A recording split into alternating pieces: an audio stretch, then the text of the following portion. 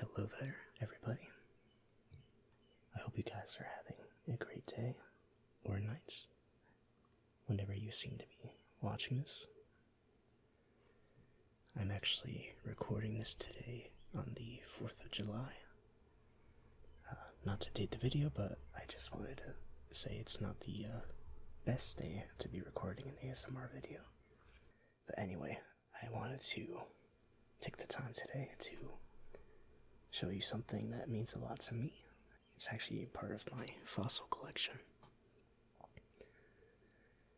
And these are just fossils I've collected over the years. Some of them I've actually got myself from local dig sites. And some I've just received as gifts.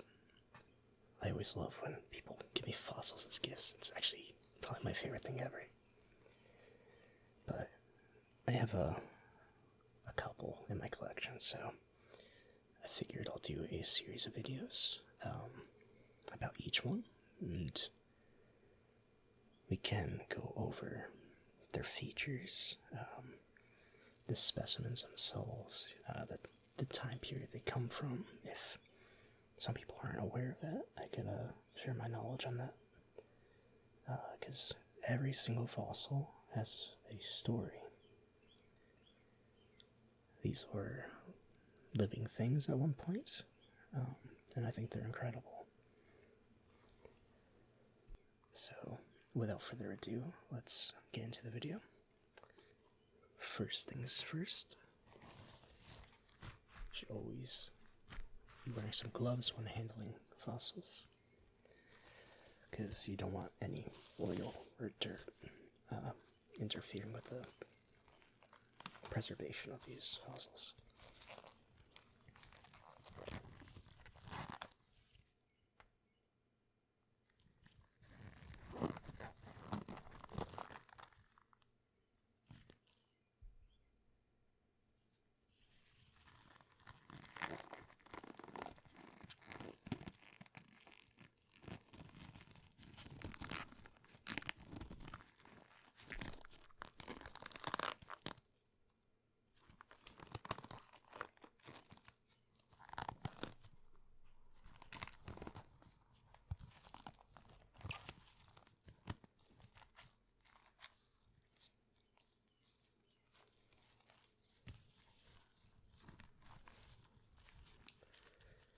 Always get confused which side the thumb is on.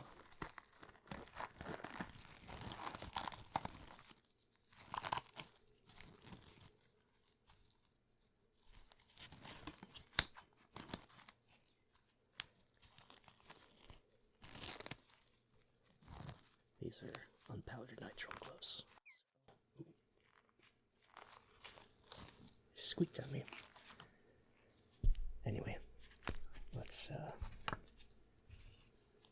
start with my little box of wonders here. I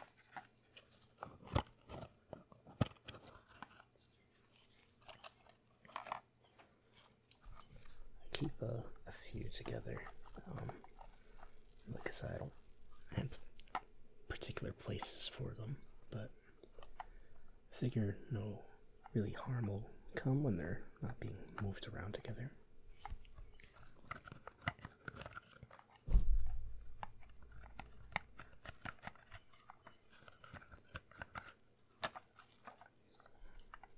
Oh, let's see what we got here.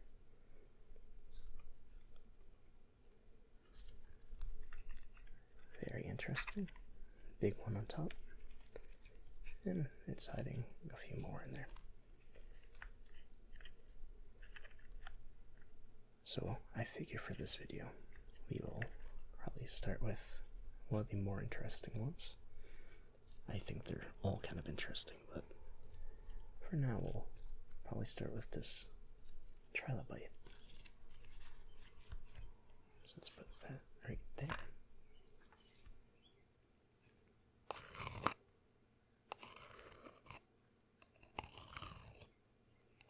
This box makes a great sound.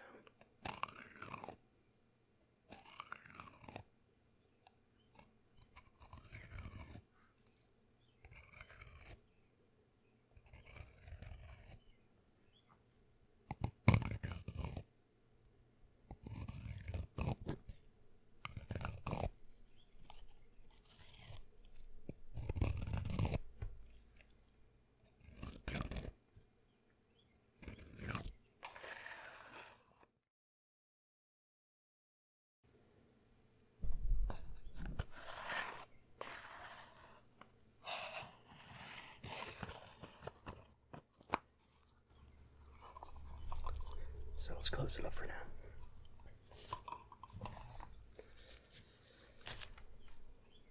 Oops. Alright then. So, what we have here is what we would call a trilobite. If you're unfamiliar, these are arthropods, much like crustaceans of today or insects, but this guy right here predates modern insects, most modern crustaceans, and none of these guys are around today. So this is a completely extinct species.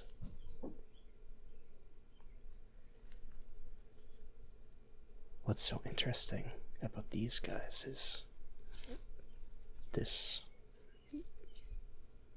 biological plan was extremely successful.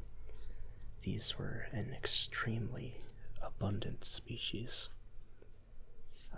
and they reigned for many, many hundreds of millions of years since the Cambrian explosion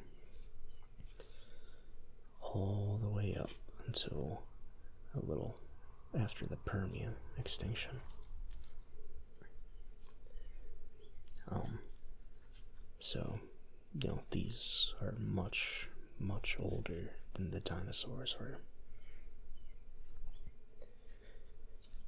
So, this guy would just scuttle along.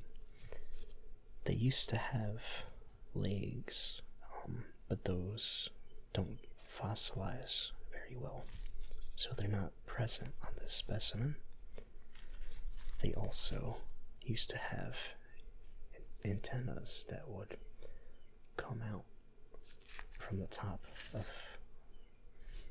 their top segment here.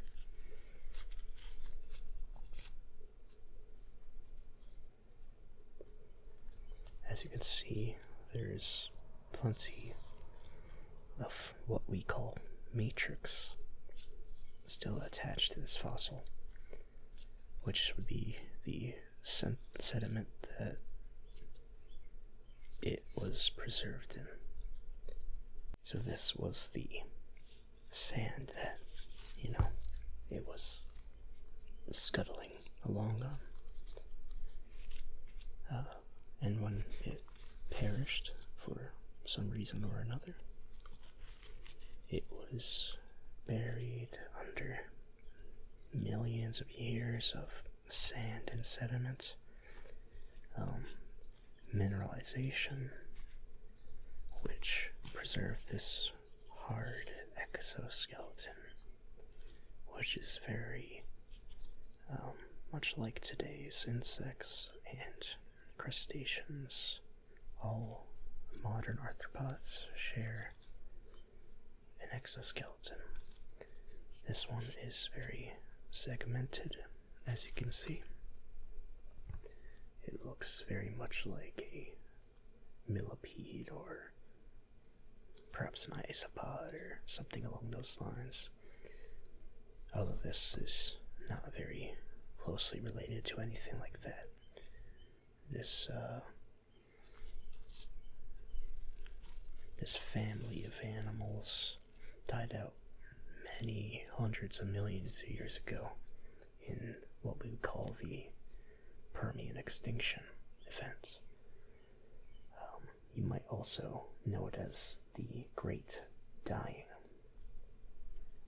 which was when many, many animals, marine especially, many land animals and plant species, went extinct due to volcanic activity and other hypothesized events. That event gave way to the dinosaurs' eventual domination of, the environment. And then, the Cretaceous extinction gave way to the mammals, such as us. So, before the dinosaurs, these existed and thrived. They were a very successful and abundant species in the ocean. And because they were so successful, it's actually fairly difficult to figure out what kind of trilobite this is. At least it's difficult for me as an amateur, because there are many, many species over millions and millions of years.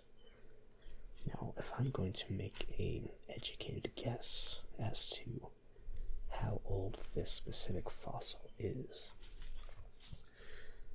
I would probably guess this is from the Ordovician or perhaps the Devonian period.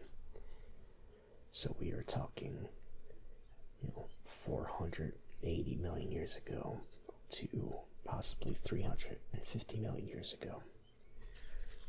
So this is a extremely mind-bogglingly old specimen. It's actually probably the oldest fossil that I have right now. So let's go a little bit into how the Earth was like in the Ordovician period, 450 odd million years ago. So at this time there was a lot of biodiversity. It was directly following the Cambrian explosion, which was when many experimental clades and species genera were diversifying. That gave way to many things that we have today, such as jellyfish and mollusks, sponges, cephalopods, I believe. Don't quote me on that one. And of course, we had trilobites and many different arthropods. So, at that time in Earth's history, it was essentially only ocean. Land obviously existed, but it was not colonized by any life at that point. There was possibly some very small, shrubby, algae-like land plants that were just starting to come out from the coastline, and eventually those plants would give way to actual land plants. Funny story, that actually caused a significant extinction event because the plants started producing too much oxygen. It was called the oxygenation event, I believe. You can Wikipedia that for more information. It's very interesting. Perhaps I'll make a video about it. So, these guys would scuttle about. Perhaps some swam, some different species. For the most part, they would just stay on the seafloor, and they would actually fulfill many different ecological niches in the environment. This would depend on what species of trilobite you are talking about. Again, I am actually not quite sure the specific species of this one, but some would act as scavengers and would eat anything really they could find, whether it be leftover prey from a different predator or whatever the case may be. Some were actually active predators, and they would eat whatever little guy that was smaller than them, whatever they could find. Some were actually filter feeders, much like how sponges or some jellyfish are today. And those would feed on plankton and phytoplankton. Some trilobites even crawled onto land a little later in their evolutionary range. Some of these guys were actually very large for a big arthropod. Some weighed almost 10 pounds when this one, well, this obviously has matrix, it's fossilized. This is mostly rock and does not actually represent the weight of the animal when it was alive, but it's probably closer to half a pound, if not a little more. Some actually got to massive lengths and widths. Some were recorded being as much as 18 inches long. Now I have a small, well, this is actually a projector, but it has a ruler on it. As you can see, this one is very nearly 3 inches long. So imagine one on a massive scale. I would personally love to see one of those in real life.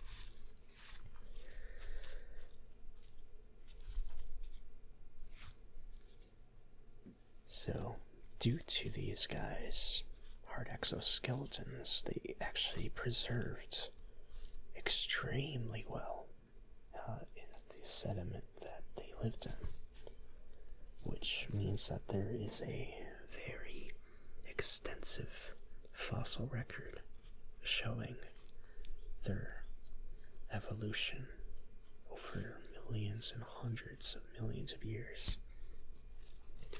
So they are relatively quite well understood.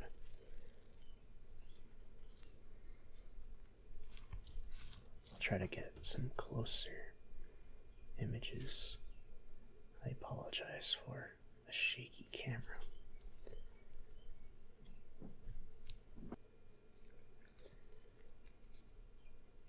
So, as you can see, we have different segments of the body. You can see the detail and the texture left behind in the matrix. Sorry if it's not focusing very well. So you can see that the body actually curls a little bit at the end here. Now, I believe this is called the pygidium, which is this bottom tail segment of this trilobite. The middle, which takes up most of the specimen, is called the thorax, much like modern insects and arachnids. And we have the head here, which I believe is called the cephalon. And those three things make up the body plan of this arthropod. These would actually molt much like crustaceans of today. So those left behind exoskeletons would also preserve and fossilize. So we have evidence of that occurring. This does not seem to be a molt. This seems to be a actual specimen preserved. Now, these trilobites would often curl up like a pill bug for protection and other reasons. You can see slight evidence of this with the curled pygidium at the back. And there are specimens found of them fully curled up. I would love to see a specimen like that.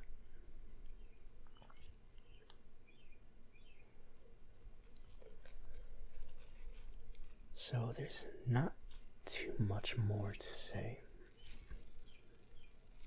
about the trilobite. They existed long before us or the dinosaurs, and they called our planet home for an extremely long time. And I just find them completely fascinating, with an almost otherworldly looking body plan. Though, compared to some insects of today, you can find some similarities.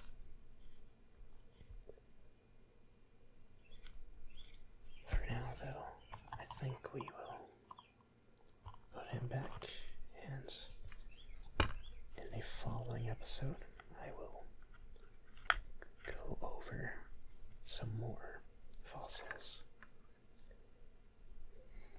I have some larger surprises, actually, which I think will be very fun and interesting. Some of those are some I actually found myself, so stay tuned in the series and we will go over those. Let's get a little more of this box because I personally love how it sounds.